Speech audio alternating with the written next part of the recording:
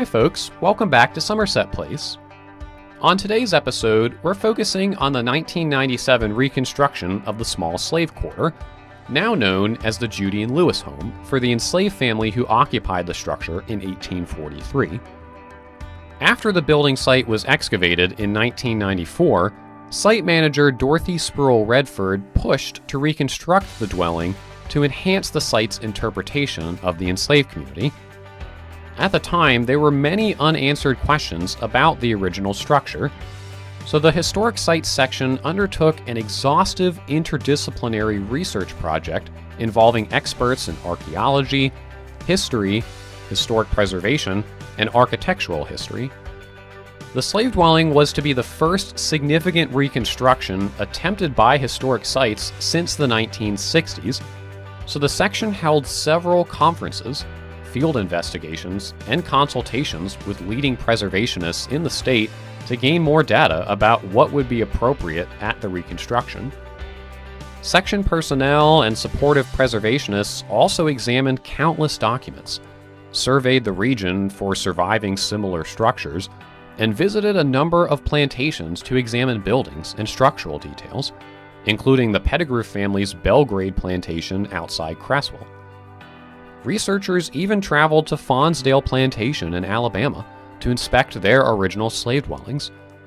Fonsdale had been established for Thomas and Louisa Collins Harrison by enslaved persons forcibly taken from Somerset and Edenton. Archaeologists also conducted additional fieldwork at the site of the small slave quarter to search for remains of front porch supports, which they did not find. Historic Sites personnel concluded that the building measured 18 by 18 feet, with one brick chimney on the east side, a doorway on the south side, one shuttered window on the north side and another on the west side, an overhanging front porch roof, and an interior stairway to the loft.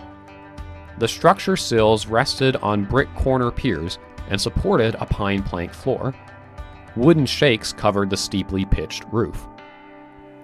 Reconstruction began in July 1997 with site staff and Historic Sites craftsmen working under Russell Steele, restoration carpenter contractor, and Doug Aycock, head of craft services. They laid the brick foundation and constructed the chimney using custom handmade bricks that were ordered to match the original bricks as closely as possible. Workers framed the building with bandsawn cypress, installed heart pine floors, and nailed cypress shingles to the roof, all of which were used in the original buildings at Somerset Place.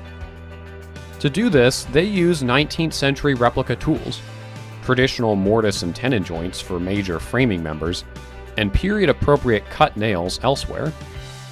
The craftsmen also mounted a wood batten front door and operable batten shutters with wrought iron strap hinges and pintles. The hardware was reproduced from samples recovered on the plantation. Lastly, the dwelling was whitewashed inside and out, a technique that was historically used on buildings in the enslaved community. By the fall of 1997, workers had successfully completed and furnished the Judy and Lewis home, which at the time was one of a very few recent reconstructions of slave houses in the nation. Visitors to Somerset Place could finally have a tangible connection to the enslaved men, women, and children who labored on the plantation for generations. And you can tour the house when you visit our site today. Guided and self-guided tours are available upon request at the Visitor Center. We hope to see you here soon.